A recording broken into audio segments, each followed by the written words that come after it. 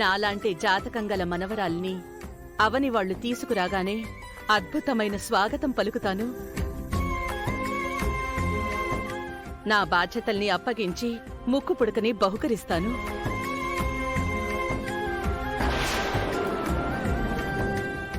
మనవరాల్ని తలమీద పెట్టుకుని పల్లెటూరికి తీసుకువెళ్లి పెద్ద పండగ చేస్తాను.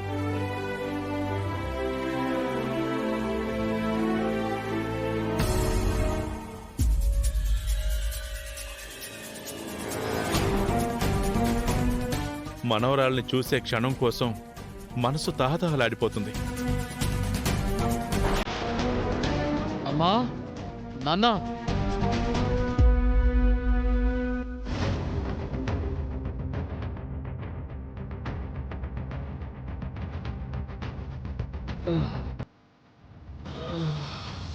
రే పెద్దోడా, ఏమైందిరా? విపరీతమైన తలనొప్పమ్మా, తట్టుకోలేకపోతున్నాను. అయ్యో కూర్చో. రే రాధా, ముందు నువ్వు కూర్చో. కూర్చో, రిలాక్స్ రా.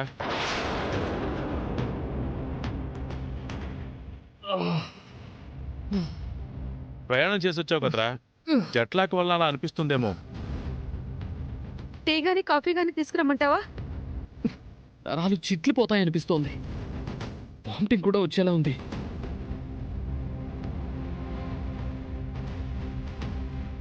రా ముందు కూర్చో.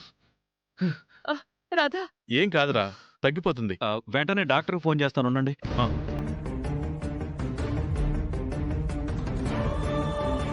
హలో డాక్టర్ గారు, నేను పెద్దరాజుని మాట్లాడుతున్నాను. మా పెద్దోడు రాధాకృష్ణ ఉన్నాడు కదా, విపరీతమైన తలనొప్పితో బాధపడుతున్నాడు. మీరు వెంటనే బయలుదేరి రండి. ఓకే అండి, పావు గంటలో వస్తా అన్నారు.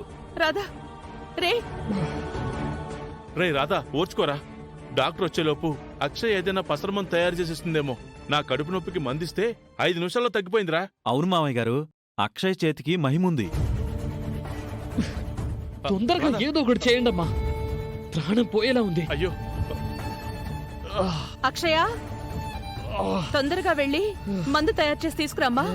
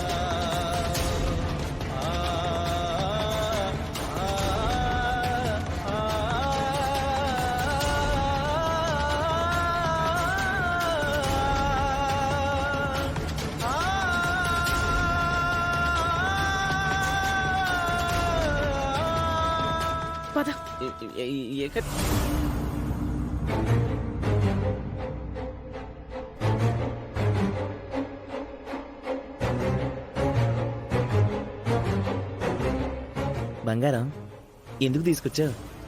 ఆ అక్షయ్ మందెలా తయారు చేస్తుందో చూసి నేర్చుకోవడానికే? కాదు, అది తయారు చేసే పసరు మందుని విషంగా మార్చడానికి.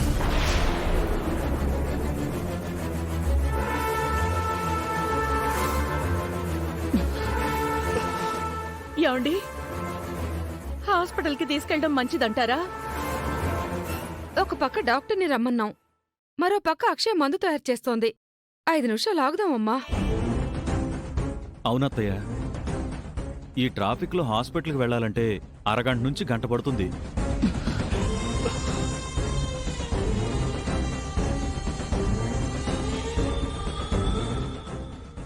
మీరిక్కడే ఉండండి, నేను ఇప్పుడే వస్తాను.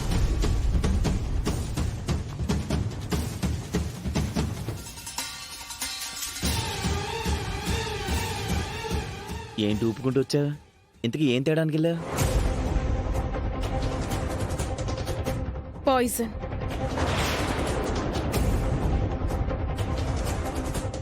అది తయారు చేసే పసరు మందులో ఇది కలుపుదాం.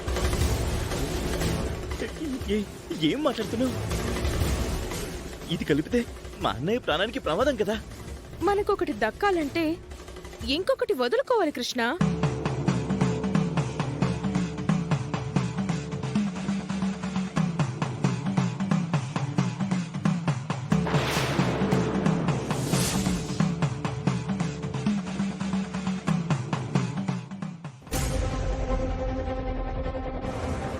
మీ అమ్మ ప్రాణాలు పోతాయనుకున్నప్పుడే నువ్వు పెద్దగా కంగారు బాధ పడలేదు గాని ఇప్పుడెందుకు ఆలోచిస్తున్నావు?